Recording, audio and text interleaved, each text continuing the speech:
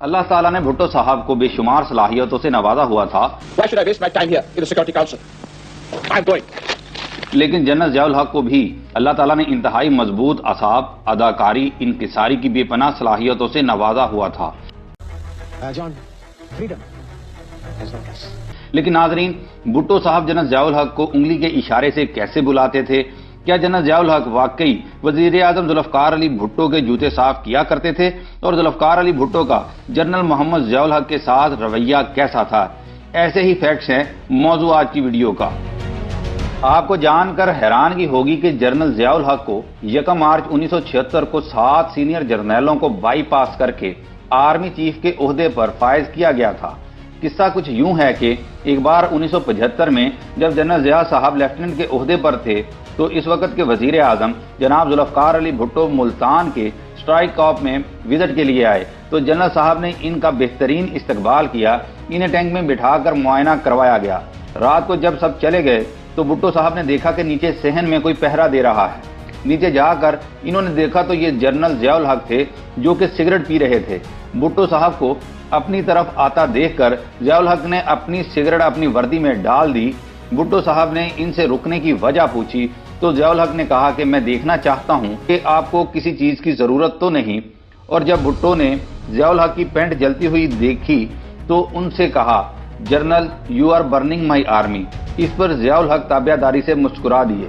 Number 2، Zia الحق جب army chief بنے تو اس وقت کے وزیر اعظم جناب ذوالفقار علی بھٹو ضیاء الحق کو منکی جنرل کہہ کر بلایا کرتے تھے، جیسا کہ وہ اکثر کہا کرتے تھے، where is my monkey general, یعنی کہ میرا بندر جنرل کہاں ہے؟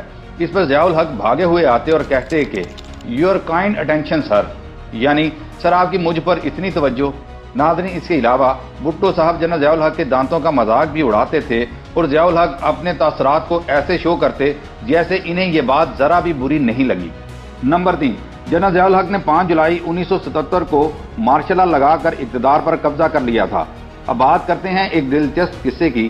ناظرین، ذوالفقار علی بھٹو ضیاء الحق سے بہت مطمئن تھے۔ ضیاء الحق مارشل لا والے دن تک بھٹو صاحب سے ملتے رہے۔ جب مارشل لا نافذ ہو چکا تھا تو بھٹو صاحب نے ضیاء الحق کو فون کر کے کہا کہ مجھے وزیر اعظم ہاؤس کے باہر فوج اور فوجی گاڑیاں دکھائی دے رہی ہیں، ذرا چیک کرو کہ یہ کیا ماجرا ہے۔ اس پر ضیاء الحق نے کہا کہ کچھ نہیں سر، بس ہم نے پوری کنٹری پر ٹیک اوور کر لیا ہے۔ نمبر 4، دوستو، یہ بھٹو صاحب کی پھانسی کی رات تھی۔ جنرل ضیاء الحق نے 3 اپریل 1979 کے دن بھٹو صاحب کو پھانسی دینے کا حکم دیا۔ جنرل صاحب اس حکم کے باوجود معمول کے مطابق کام کرتے رہے۔ رات کو گھر گئے، کھانا کھایا، بیگم صاحبہ کے ساتھ روٹین کی گفتگو کی اور سو گئے۔ ان کی بیگم صاحبہ کو بھی ان کے فیصلے کی بھنک نہیں پڑی۔ اگلی صبح 4 اپریل کو وزارت خارجہ میں میٹنگ تھی۔ جنرل ضیاء الحق مقررہ وقت پر میٹنگ کے لیے پہنچے، کرسی صدارت پر بیٹھے اور بڑے اطمینان سے کہا، میں میٹنگ سے پہلے ایک اناؤنسمنٹ کرنا چاہتا ہوں کہ آج صبح عدالت کے حکم پر سابق وزیر اعظم مسٹر ذوالفقار علی بھٹو کو راولپنڈی جیل میں پھانسی دے دی گئی۔ ان کی میت ان کے آبائی گاؤں گڑھی خدا بخش میں پورے اعزاز کے ساتھ دفن ہو چکی ہے۔ آپ لوگ ایجنڈا کھولیں اور میٹنگ شروع کریں۔ یہ اعلان سن کر میٹنگ میں موجود تمام لوگوں کے چہروں کا رنگ اڑ گیا اور ٹانگیں کانپنے لگیں، مگر جنرل ضیاء الحق پورے اطمینان سے ایجنڈا ڈسکس کرتے رہے۔ انہوں نے اس کے بعد بھٹو صاحب کے بارے میں ایک لفظ بھی منہ سے نہیں نکالا۔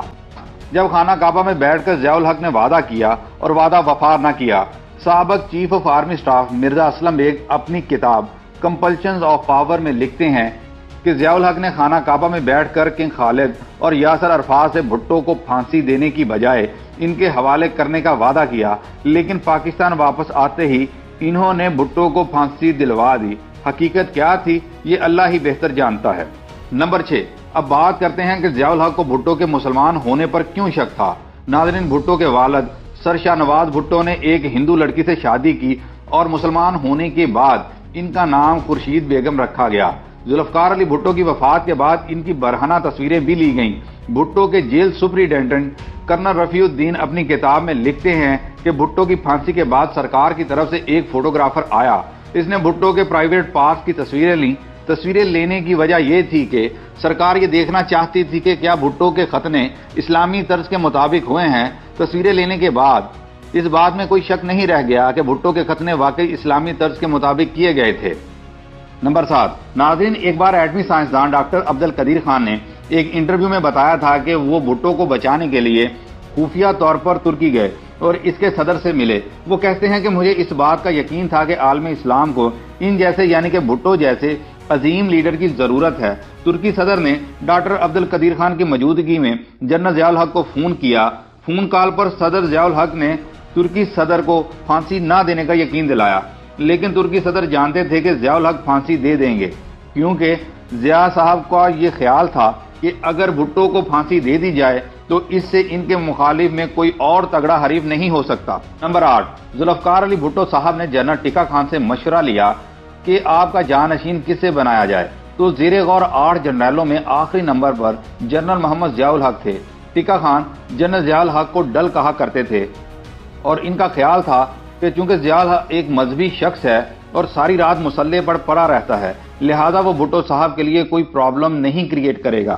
اور پھر مسٹر بھٹو نے جنرل ٹیکا خان ہی کی سفارش پر جنرل ضیاء کو 7 سینئر جنرلوں پر فوقیت دیتے ہوئے 1 مارچ 1976 کے روز آرمی چیف بنا دیا۔ نمبر 9، جنرل ضیاء الحق ذوالفقار علی بھٹو کے بہت اطاعت گزار تھے۔ اس بارے میں سٹینلی والپرٹ اپنی کتاب میں لکھتے ہیں کہ ایک بار رومانیہ کے صدر پاکستان کے دورے پر آئے تو بھٹو صاحب نے انہیں مخاطب کرتے ہوئے کہا کہ چلے میں آپ کو اپنے نئے آرمی چیف سے ملوا دوں، اور دور کھڑے جنرل ضیاء الحق کو اپنی انگلی کے اشارے سے ایسے بلایا جیسے کسی دربان کو بلاتے ہیں۔ پھر ضیاء الحق دوڑے ہوئے آئے۔ نمبر 10، ناظرین، پیپلز پارٹی کے بانی رکن ڈاکٹر مبشر حسن بتاتے ہیں کہ ایک بار پرائم منسٹر بھٹو کافی پی رہے تھے کہ کافی ان کے جوتے پر گر گئی۔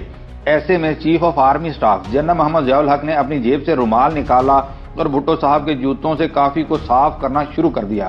ابھی ضیاء الحق نے ایک ہی جوتا صاف کیا تھا کہ جناب ذوالفقار علی بھٹو نے اپنا دوسرا جوتا بھی ان کے آگے کر دیا۔ اب تاریخ کا ستم دیکھیں کہ اسی ضیاء الحق کے دور میں بھٹو صاحب کو پھانسی دی گئی۔ نمبر 11، کم لوگ ہی جانتے ہیں کہ جس C-130 میں ذوالفقار علی بھٹو کا جسد خاکی راولپنڈی جھیل سے ان کے گاؤں گڑی خدا بخش میں پہنچایا گیا تھا، 9 سال بعد یہی C-130 جس میں جنرل محمد ضیاء الحق سوار تھے، بہاولپور کی بستی لال کمال میں گر کر تباہ ہو گیا تھا۔